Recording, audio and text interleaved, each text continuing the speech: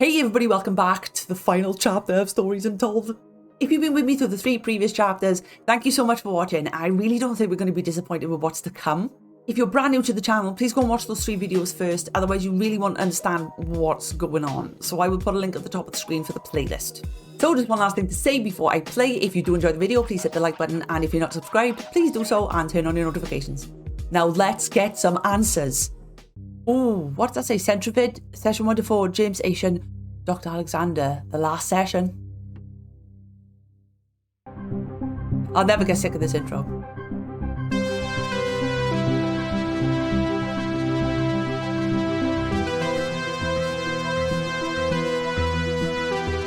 I think that's enough of that for now. What?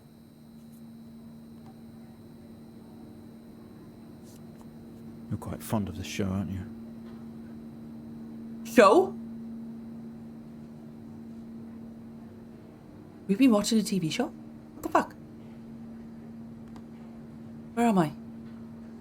Okay, come on. Let's get you down to the observation room. That's Dr. Alexander's voice. Observation room. I'm in a hospital. Am I mental? This place must be starting to feel like home to you. Don't worry. Oh, Try and get you out of here eventually. bugger. Just in here.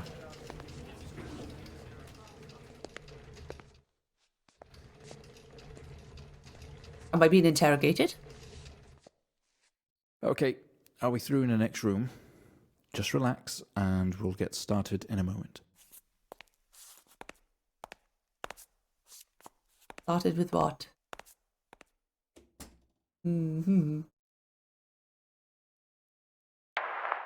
Right, Mr. Aition, now are you ready? Just Yeah. hit record on the tape deck in front of you when you're ready.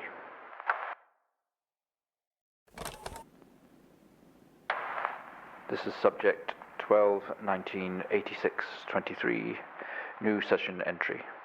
We have myself, Dr. Alexander, leading, and in a room we have our patient, Mr. James Aition. As we know, God. James has recently recovered from a 2-week coma following his accident. In our last 3 sessions, Ooh. James's attempts to recollect events of the accident seen him merging his memory with his imagination. These episodes have always ended in panic, and we've had to terminate the session abruptly. No way! Try and do this one better, James. So when you're ready, let's bring this back. I know how With my difficult this must imagination? be, but you can do this. James, Yes. it's time to remember.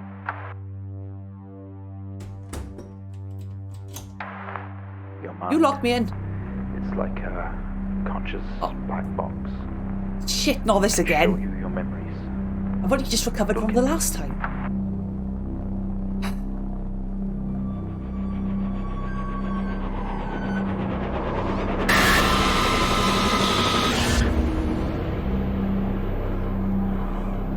Back in Greenland. In your most recent episode, you recalled a false memory of a remote weather station. You were isolated from the rest of the world, locked inside your coma. We interacted with you daily, encouraging you to wake. Your family would do number puzzles with you. Anything really to bring you back. People needed answers, James. Do you remember? I have another signal here for you, James. It's at 5610 FM. You can't miss it. Shit. That whole episode was my parents trying to wake me up by doing puzzles. Oh my god. I'm not keen on doing this again, but you know, I'll go with it. See what happens. Where do I need to be? 610. Type in the numbers, James. You gotta see this. Okay. This is 20F 12 19 86 23 04. Type in the numbers, James. You gotta see this. This is Oh, no. 20F. Oh, not again. Alright, okay. We have the microfilm again. Walston Police Department Road Traffic Accident Report File. Was it just the one page?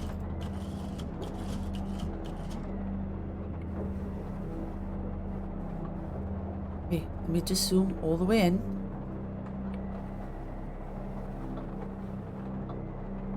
Oh! Uh-oh. Report of traffic accident. Vehicles 2. 20F. Fatal accident. James Aition. Injured. What else do we have here? Station wagon.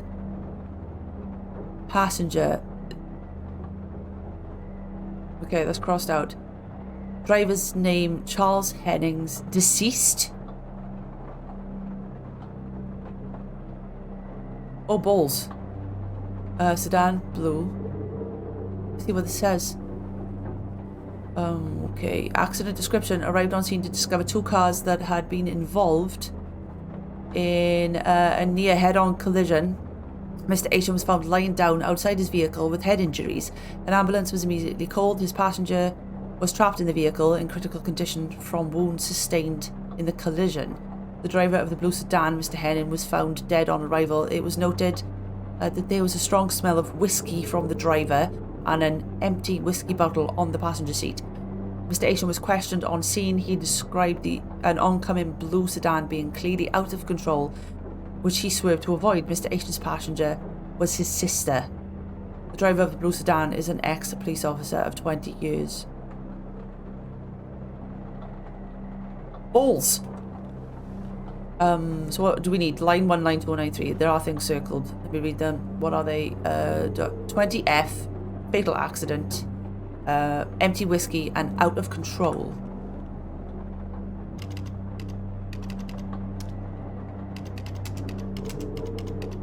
Here we are. Out of control.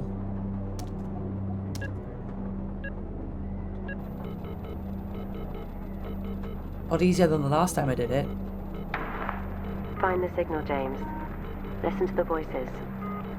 You have to face it, James. Finally. Face what?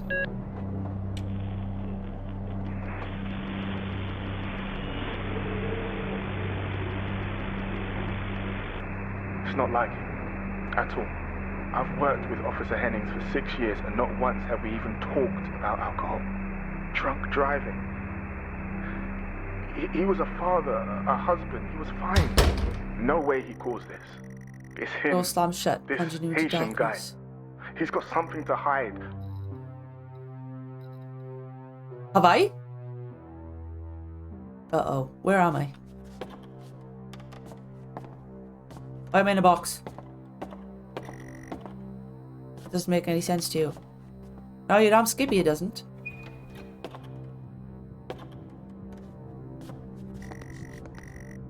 Step out into the hospital ward, only it seems abandoned. Your vision is blurry.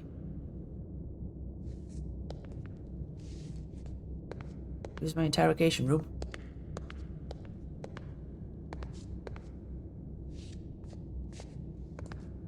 Is there really nobody here?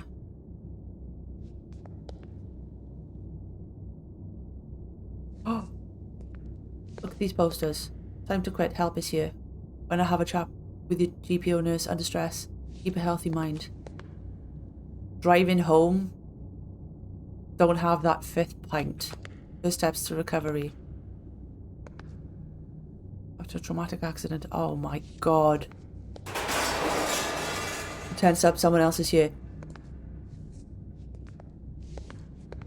But wait. Oh, wait. What do you mean someone else is here? Don't do this to me, please.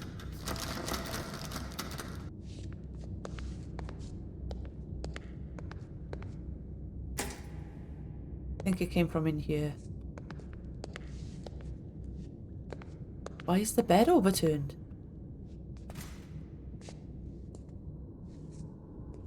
What was that?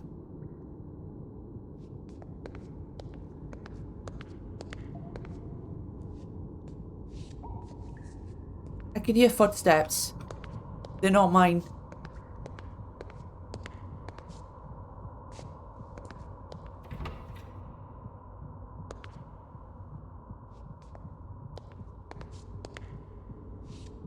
Check these drawers. Oh! Grab the keys from the table. They were heavy in your hand.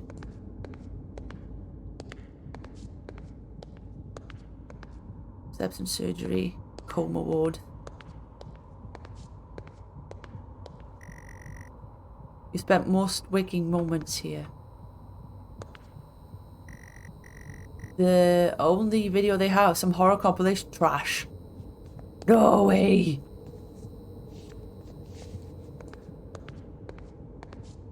Oh my god, what the fuck have I done?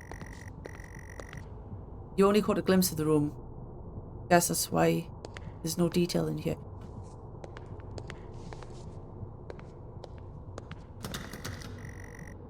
Another door you've never opened. You don't know what's in here.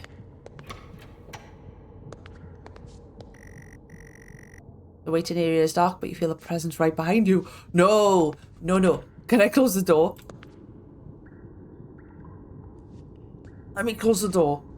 I feel creeped out. I can hear dripping. Oh, what was that?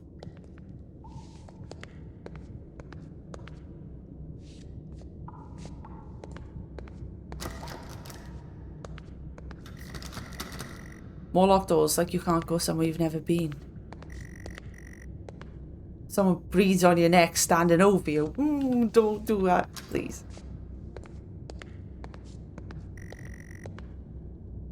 Feel dread in the pit of your stomach. Oh, where am I going? Okay, we have a 22-year-old male just brought in from a vehicle collision. He was awake and mobile at the scene, but collapsed on arrival to the emergency ward. The other passengers died in the accident. What? I'm getting no pulse. Prepare for defib. Amp charge full to 10 and give me 100 joules. Oh my god! This Come on, whole part, 100 joules. Charge amp full to 10. the experiment, so this was them working on me. Oh, whoa. Come Charge to 10. I think this is what I need to be doing.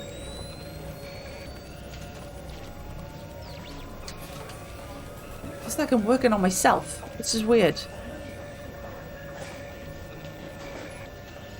And, 10. Oh. Go, right, okay.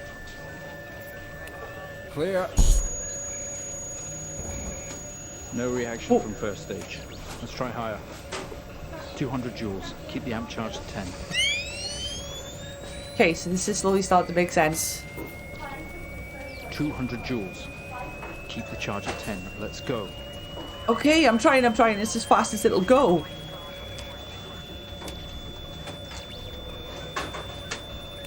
Clear. Oh, shit. Okay, we have a reaction of some sort here, a weak signal. Let's keep going. Increase again. 360, charge full.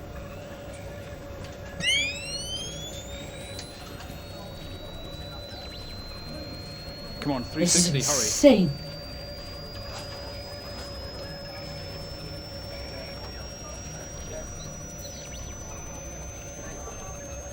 Oh, damn. Too far. Go back, go back, go back. Clear. Well, would you Oh. look at that? It seems we have a pulse. Rhythm is stable. We need to run an X-ray right away. X-ray. Where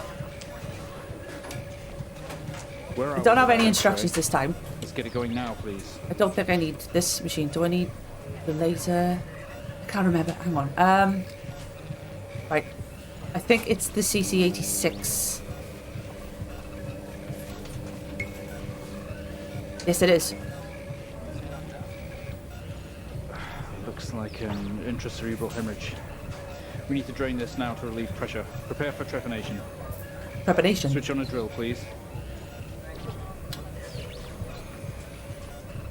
Whoa. Okay, I Drill. switched it on. Please. I've done it, babes.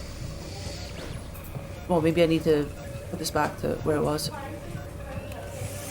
Mr. Aition, you've made excellent progress. You're doing great. We need you to stay calm and try to relax while we go through... Stay calm with that coming towards my face. We're going to attempt to alleviate some of this discomfort. Oh. Oh, God.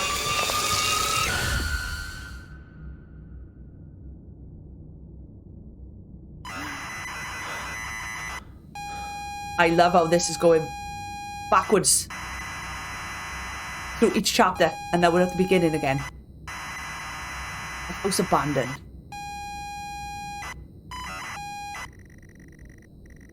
Not only is tonight New Year's Eve, but tomorrow you leave on a 6-month trip abroad with friends. Mum and Dad and your sister Jennifer have decided to throw a party to celebrate it all. The house is full. You're in the living room, and as usual, you don't recognise a soul.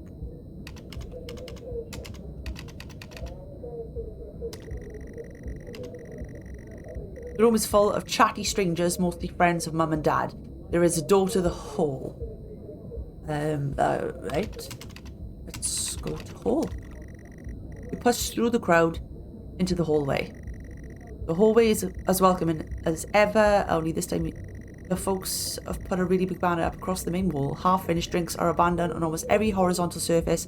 Stairs lead up, although the party is firmly downstairs. Can I go upstairs anyway? As much as you'd love to, you promised to stay downstairs with the party. Let's see if I can go to the kitchen. Say all the best parties are in the kitchen. The kitchen is full of people and loud. There are drinks and food on the table, and a party's in full swing. Dad has cooked a hog roast, which sits proudly on the table, although no one has eaten it. Why not? I would be all up in that. Let me take another look around. There is a utility room, and writing on the wall. Also, Jen is signaling you. Okay, so let me read the writing first. I'm intrigued to know what is inside that utility room, because the first chapter I tried to get in there and I couldn't. Happy New Year 1986 on another banner. Weird place to hang it. I'm going to the utility room. I need to know what was in there. Just as you were about to head inside the utility room, Jen places a hand on your shoulder. Jen? You hug, you're going to miss each other, and you thank her for the party. She asks if you're enjoying the party. Yeah. You tell her it's great, even though you don't really know anyone. She tells you to enjoy it anyway and to loosen up. She asks you to get her a drink. Why can't she get her own damn drink?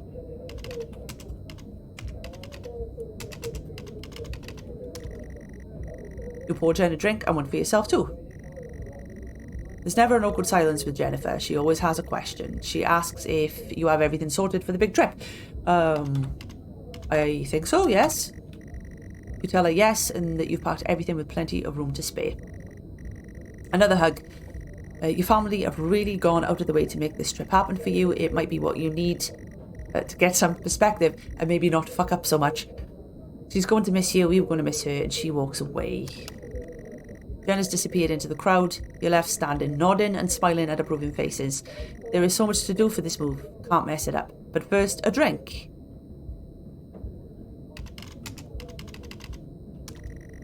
Okay, it's a party, why not? You pour and down another drink. Anything to move the night along. Talking about moving the night along, what do I do next? When in doubt. The room is full. There is a utility room and writing on the wall. Yeah, I've done that. Oh, no. Let me go back to the utility room. Because Jen interrupted me. Bitch. You open the door and peer in. You're never allowed in here normally. This is where Dad keeps all the fine wines and whiskies sealed into floor racks. Collector, although he does actually drink them too. There is a bottle with a ribbon round it and a card. Let's be nosy. Let's read the card. You pick up the whiskey and the card. It's your dad's handwriting. Son, we are so proud of you and everything you've achieved. You've earned this.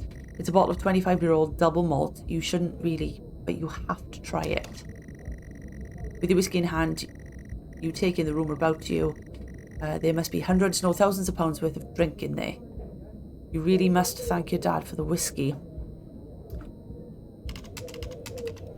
If I can go to Dad. I'm sorry, I don't understand.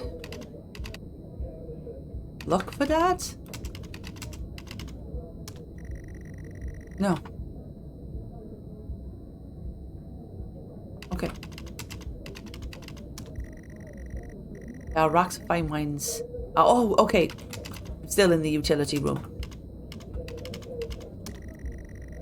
You head back into the kitchen, clutching your new best friend. You stumble out of the utility room and back into the kitchen. That is one strong whiskey. You take another swig and give the thumbs up to Dad across the room. He nods and winks. Maybe now I can go and have a chat with Dad. Sorry, I don't understand.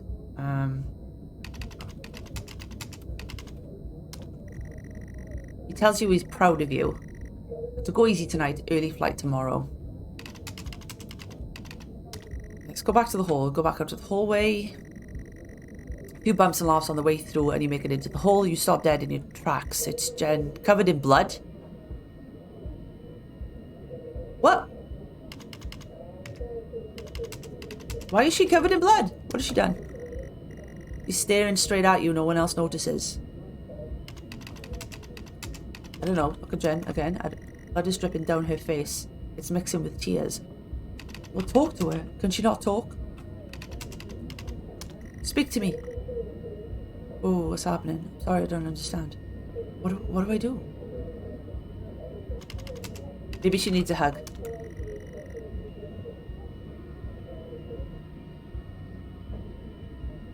Okay. Alright. I don't think we're gonna get anywhere. No.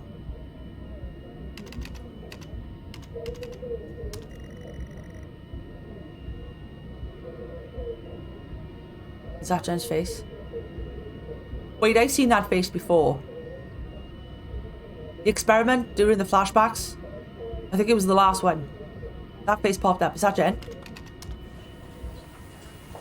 I'm sorry, I don't understand. We tried our best, Mrs. Aition, but her injuries were too severe. No, I don't understand. I was just talking to her. I'm afraid Jennifer passed away before we could get to her in surgery. We did the best we could. I'm so sorry. Where is she? Let me see Balls. her. Please, Mrs. Aition, take a seat. I don't want to take a seat. Let me talk to her. Now. I'll She's arrange dead. for you to see her. In the meantime, James is in recovery. He's stable for now. I don't want to see him. Oh, she knows. I did this, didn't I? I did it. It was me. Oh, fuck. You're standing in the hallway. Something has stopped you in your tracks. While searching your mind, your sister interrupts. She waves a hand in front of you and asks if you can drive her home. You still feel out of thoughts. Those words echo.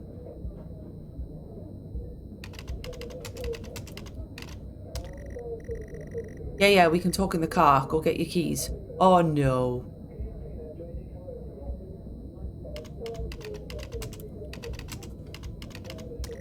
Can I not back out of this? You need to look for them. They must be either in the kitchen or the living room. I'm going to try the living room. You sure your keys are in the living room?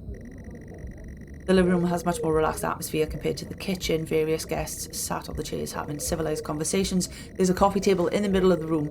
Your mum is pouring a drink of the drinks cabinet.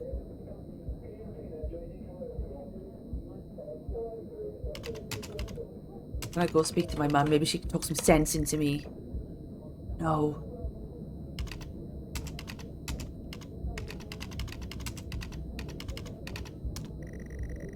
I don't know what you're trying to use. Common sense. I'm not doing what I think I'm about to do. That's what I'm trying to use.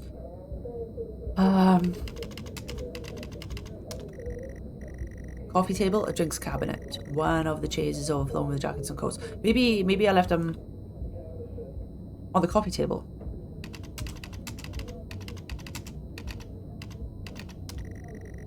Don't understand. Search. Coffee table. Drinks on coasters. Like proper civilized people can't see your keys. So maybe they're in the coat then?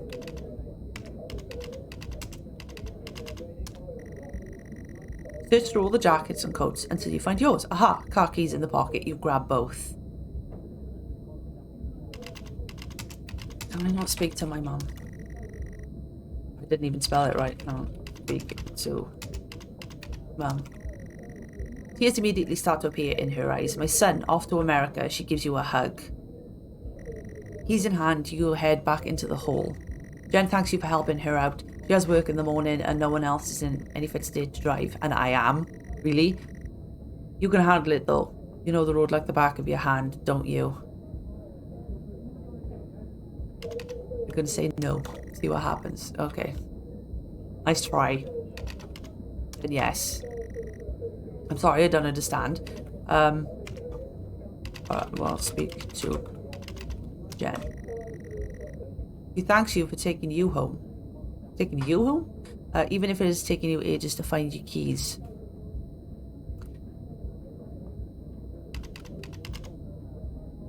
Leave. You open the front door and walk out into the freezing night. Cold air hits you. You're glad to have your jacket with you. There is a dusting of snow around you as you step down from the porch. The yard extends around the back of the house.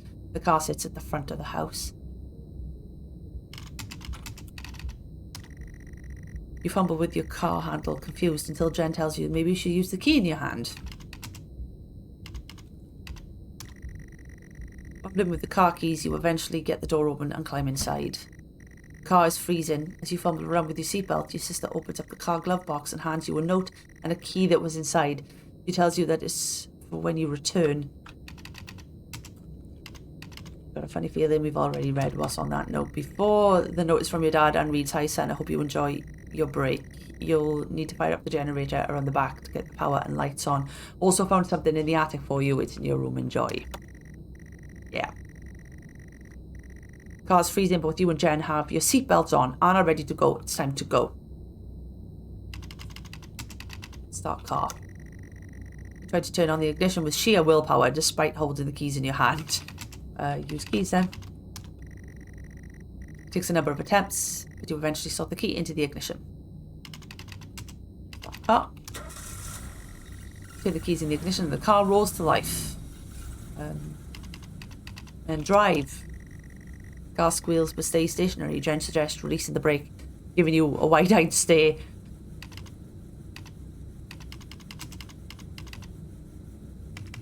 There we go. Release brake.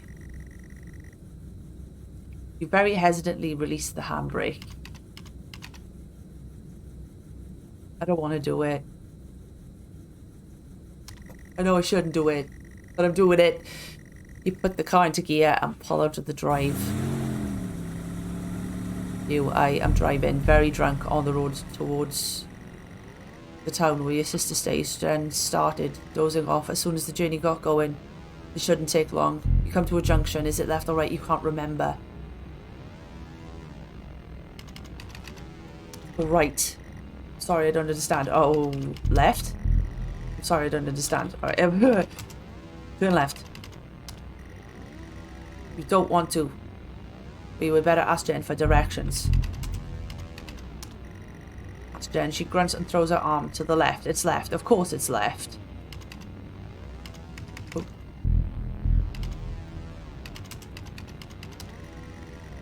Turn the car to the left at the junction and accelerate off.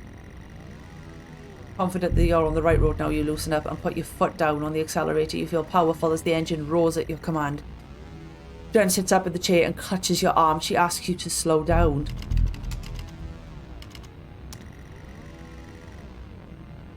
You're all over the place, James. Pull over. Oh fuck. Jen is hitting your arm and yelling at you. Crazy sister. Strange. There's a set of headlights coming directly towards you, but really slow, like in slow motion. Oh, slow down, dude, slow down. Try to react, but your body isn't responding. There's nothing you can do to stop this. There's no way to control it. The lights merge with your car. James, for fuck's The outside sake, joins pull the over. inside. The whole world around you begins to scream. Ooh. James! Oh shit. It was at this very moment, wasn't it, James? The moment you lost it all. Your sister, your parents, yourself.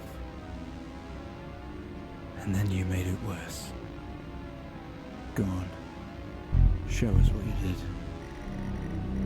How could it get worse? You wake up in the car, your world is upside down, your seatbelt struggles against gravity, trying to hold you in your seat.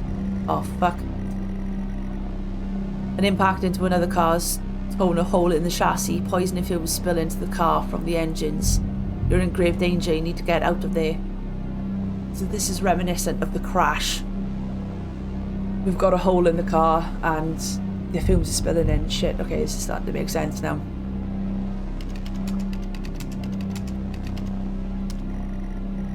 You can't move your seatbelt, it's still in place.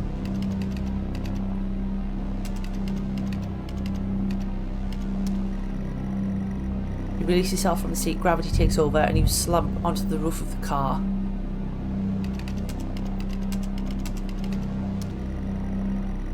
You squeeze through the wreckage, falling onto your knees on the ground next to you. Vehicle. Every breath brings pain to your chest, your head is throbbing. A blue car is smashed into the passenger side of your car. Your life cannot be ruined by this. You're standing holding a whiskey. You're holding your whiskey and your dad's note. And flashing lights are approaching at the distance. Oh fuck.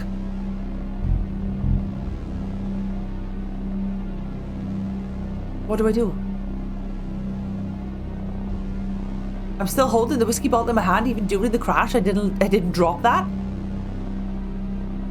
What do I do? Common sense would say to get Jen. I'm sorry, I don't understand. We'll drop the whiskey for a start. You can't just drop it here. As soon as they find it, they'll ask you questions. Oh shit, I'm framing the other driver. Oh, James, you shit. Maybe if I just say hide. Hide whiskey. Oh, that's not smart thinking, James, is it? They'll eventually find it there, and we'll link it to you. I feel so bad doing this.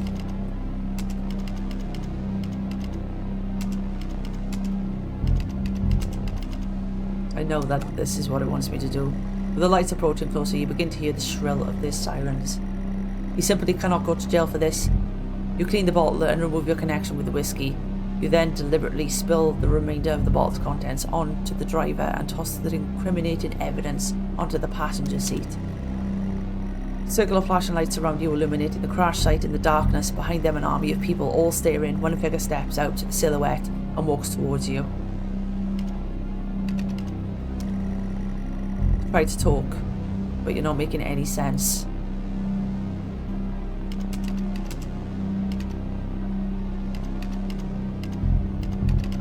Let me look at the silhouette and see what it says. Oh, silhouette is a police officer, and in uniform he beckons you to approach.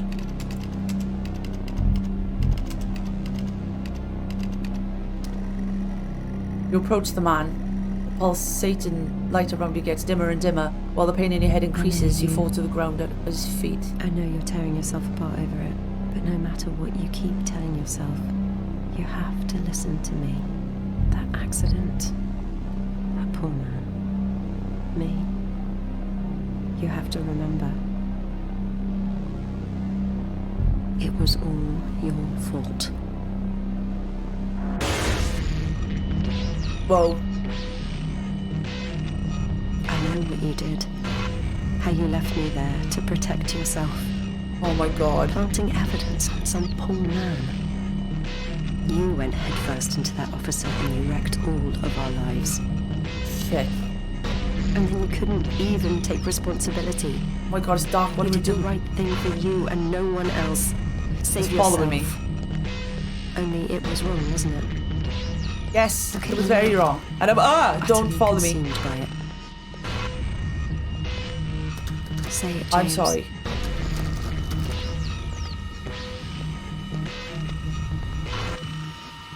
What Say do it. Tell them. No. Okay, I know it was my fault. Yes, I admit it. It was my fault. I will tell them. Listen That's to not yourself. a problem.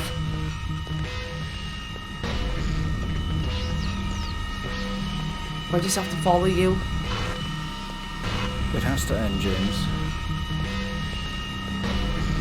Oh shit.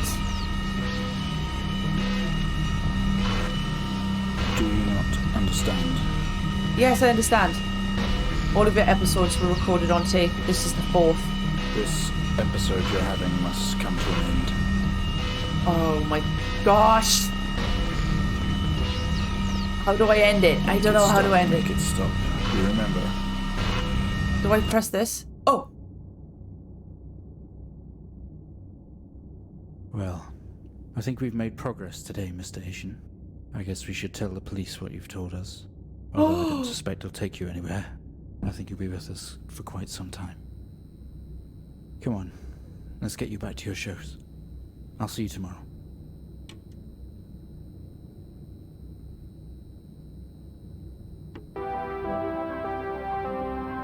Oh my god, that was traumatic.